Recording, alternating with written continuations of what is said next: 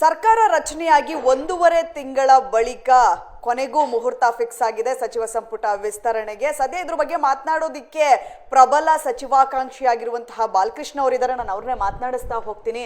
Sir, ಕೊನೆಗೂ 1.5 ತಿಂಗಳಾದ್ಮೇಲೆ high command ಮನಸ್ಸು ಮಾಡಿದೆ. ಈಗ ನಾಳೆ ಸಚಿವ ಸಂಪುಟ ವಿಸ್ತರಣೆ ಸಂಬಂಧ ಹೈಕಮಾಂಡ್ ನಾಯಕರ ಜೊತೆ ರಾಜ್ಯ ನಾಯಕರ ಸಭೆ.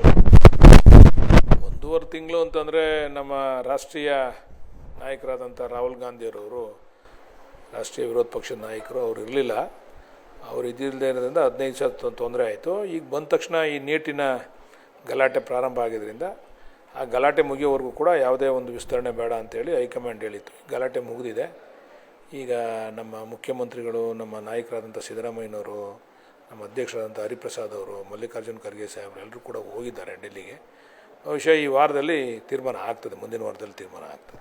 ಸರ್, ನೀವು ಕೂಡ ಪ್ರಬಲ ಆಕಾಂಕ್ಷಿ. ಈ ಬಾರಿ ಹೊಸ ಮುಖಗಳಿಗೆ ಅವಕಾಶ ಮಾಡಿಕೊಡ್ಬೇಕು ಅಂತ ಹೇಳಿ ರಾಹುಲ್ ಗಾಂಧಿ ಅವರು ಹೇಳಿದ್ದಾರೆ ಅನ್ನುವಂಥದ್ದು ಚರ್ಚೆ ಆಗ್ತಾ ಇದೆ. ನಿಮಗೆ ಈ ಬಾರಿಯ ಸಚಿವ ಸಂಪುಟದಲ್ಲಿ ಸ್ಥಾನ ಸಿಗುತ್ತಾ?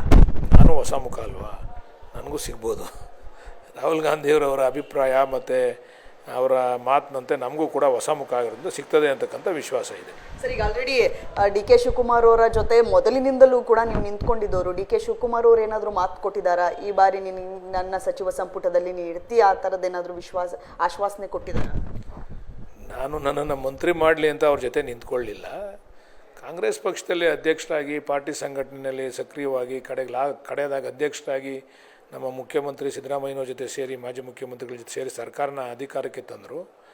ಅದರಿಂದ ನಮ್ಮ ಪಕ್ಷನ ಅಧಿಕಾರಕ್ಕೆ ಬಂದಿದ್ದರಿಂದ ಅವ್ರಿಗೊಂದು ಅವಕಾಶ ಮಾಡಿಕೊಡಿ ಅಂತೇಳಿ ಕೇಳಿದ್ದೆ. ಇವ್ರು ನನ್ನ ಮಂತ್ರಿ ಮಾಡಲಿ ಅಂತೇಳಿ ನಾನು ಯಾವತ್ತೂ ಕೂಡ ಅವ್ರ ಪರವಾಗಿ ನಾನು ಬ್ಯಾಟ್ನ ಬೀಸಲಿಲ್ಲ. ನಮಗೆ ನಮ್ಮ ಜಿಲ್ಲೆಯವರು ಮತ್ತು ಕಾಂಗ್ರೆಸ್ ಪಕ್ಷದಲ್ಲಿ ಸಾಕಷ್ಟು ದುಡ್ದಿದ್ದಾರೆ, ಅವ್ರಿಗೊಂದು ಅವಕಾಶ ಸಿಗಬೇಕು ಅಂತಕ್ಕಂಥ ವಿಚಾರ ಹೇಳಿದೆ. ಮಂತ್ರಿ ಮಾಡ್ತಕ್ಕಂಥದ್ದು ಬಿಡ್ತಕ್ಕಂಥದ್ದು ಮುಖ್ಯಮಂತ್ರಿಗಳ ವಿವೇಚನೆಗೆ ಬಿಟ್ಟಿದ್ದು. ಹಾಗಂತ ನಾನು ನಿಮ್ಮ ಪರ ನಿಂತಿದ್ದೀನಿ ಅಂತೇಳಿ ನಾನು ನನ್ನ ಮಂತ್ರಿ ಮಾಡಿ ಅಂತ ಒತ್ತಡ ಆಗ್ತಕ್ಕಂಥದ್ದು ಸೂಕ್ತ ಅಲ್ಲ. ಅದು ಸರ್, ನಿಮ್ಮ ಜಿಲ್ಲೆಯಲ್ಲಿ ಒಬ್ಬರಿಗೆ ಸ್ಥಾನ ಕೊಟ್ಟರೆ ಇನ್ನೊಬ್ಬರಿಗೆ ಸ್ಥಾನ ಕೊಡೋಕ್ಕಾಗಲ್ಲ ಅನ್ನುವಂಥ ಚರ್ಚೆ ನಡೀತಾ ಇದೆ. ಸೊ ನಿಮಗೆ ಯಾಕೆ ಕೊಡಬೇಕು ಸಚಿವ ಸ್ಥಾನ ಅಂತ ಹೇಳಿ ನೀವು ಹೇಳ್ತೀರಾ? ನೋಡ್ರಿ, ಈ ಮುಖ್ಯಮಂತ್ರಿ ಜಿಲ್ಲೆಗೆ ಸಂಬಂಧಪಟ್ಟಿದ್ದಲ್ಲ, ರಾಜ್ಯಕ್ಕೆ ಸಂಬಂಧಪಟ್ಟಿದ್ದು. ಕಳೆದ ಬಾರಿ ಸನ್ಮಾನ್ಯ ಸಿದ್ದರಾಮಯ್ಯನವರು ಮುಖ್ಯಮಂತ್ರಿ ಆದಂಥ ಸಂದರ್ಭದಲ್ಲಿ ಅವ್ರದ್ದೇ ಜಿಲ್ಲೆಯವರಾದಂಥ ಮಾದೇವಪ್ಪನವ್ರಿಗೆ ಅವಕಾಶ ಮಾಡಿಕೊಟ್ಟಿದ್ರು, ಮತ್ತು ನಮ್ಮ ಪ್ರಿಯಾಪಟ್ಟಣ ವೆಂಕಟೇಶ್ ಅವ್ರಿಗೆ ಅವಕಾಶ ಮಾಡಿಕೊಟ್ಟಿದ್ರು.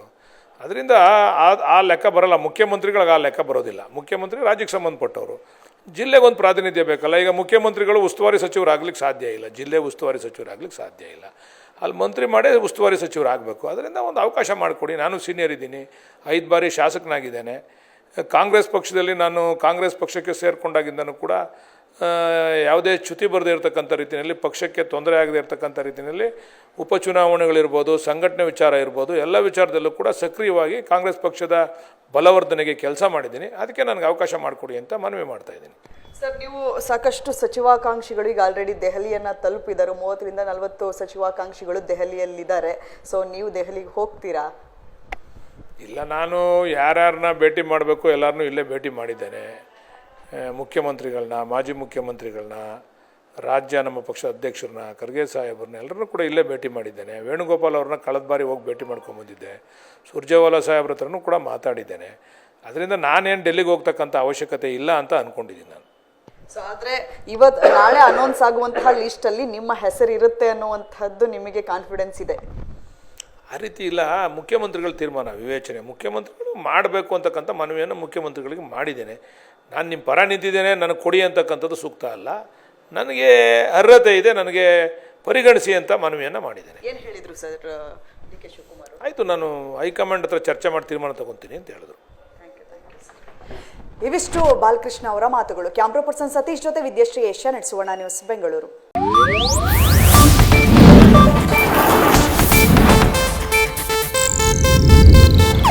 ಇದು ಏಷ್ಯಾನೆಟ್ ನ್ಯೂಸ್ ನೆಟ್ವರ್ಕ್ ಪ್ರಸ್ತುತಿ.